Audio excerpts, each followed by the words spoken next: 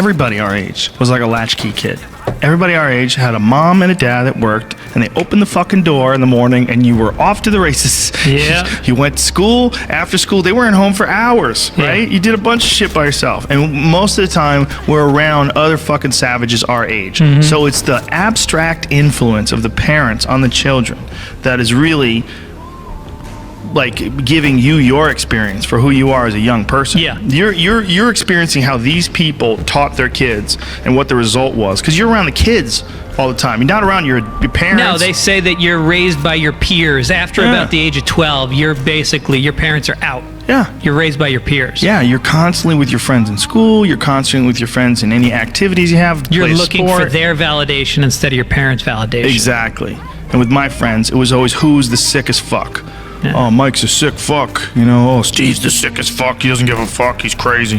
And there was like a value in that because everybody was scared. That was really at the bottom line of it. We're all young men, and we're on our way to becoming adults, and no one knows what the fuck they're gonna do. And we have a few friends that have graduated high school, and they're losers now, and like, shit, that might be me.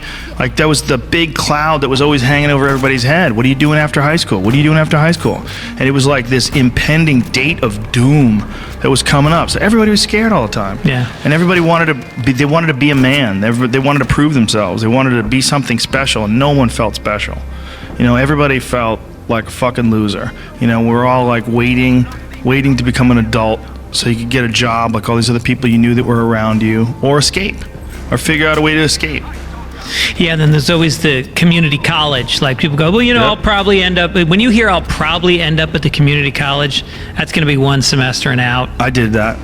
I went to Mass Bay Community College. I did it after a whole year. I took a whole year off, and I only went back to school because I didn't want people thinking I was a loser. So I did like maybe one semester at Mass Bay. I don't even think I finished the semester. And then I left and went to UMass.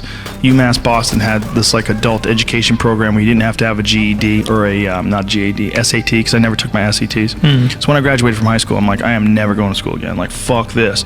But I got so tired of feeling like a fucking loser. Like when I tell people I would always say I was taking a year off. Yeah, but I just had no direction. And all I was doing was like doing martial arts and competing.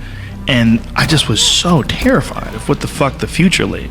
And so I went to UMass for like 3 years, but not like 3 full years. It was like there was still a lot of credits to be acquired if I was going to graduate.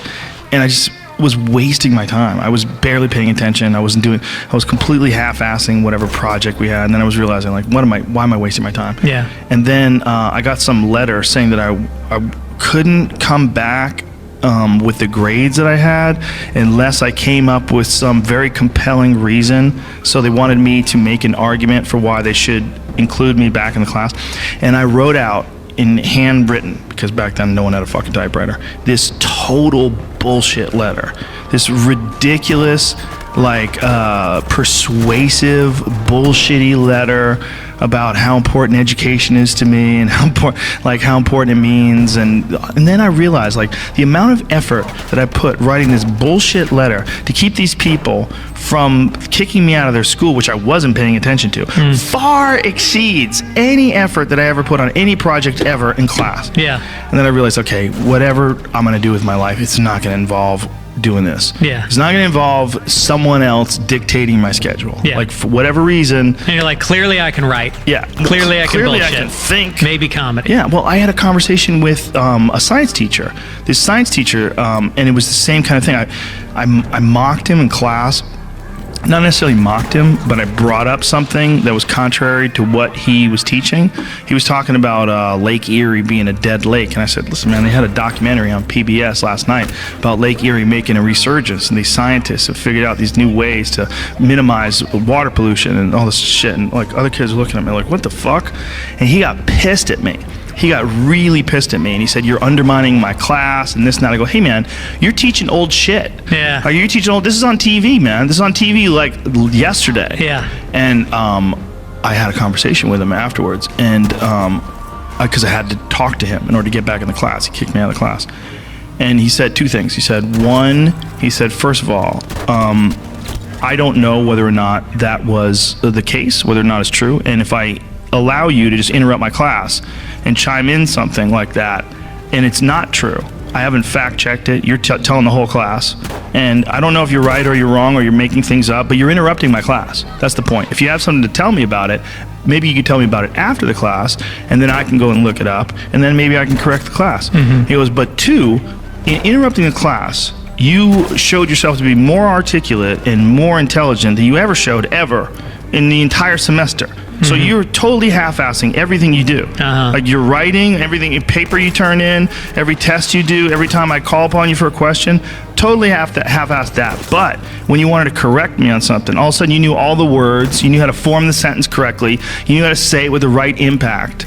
It's like your focus is off. I was like, God damn, that dude's on the money. And I realized, I'm like, yeah, so I'm not stupid, right? I can't listen. I can't do it their way. I got to do it my way, right? But I could. I just didn't. I grew up not having any direction. Yeah. So if someone doesn't tell you what to do all your life, like essentially you just out free. I would go fishing. I'd hang out with my friends in the fucking woods. We just go find shit to do. And then all of a sudden you're in school and they're telling you everything you have to do all day. Like, I'm not ready for that.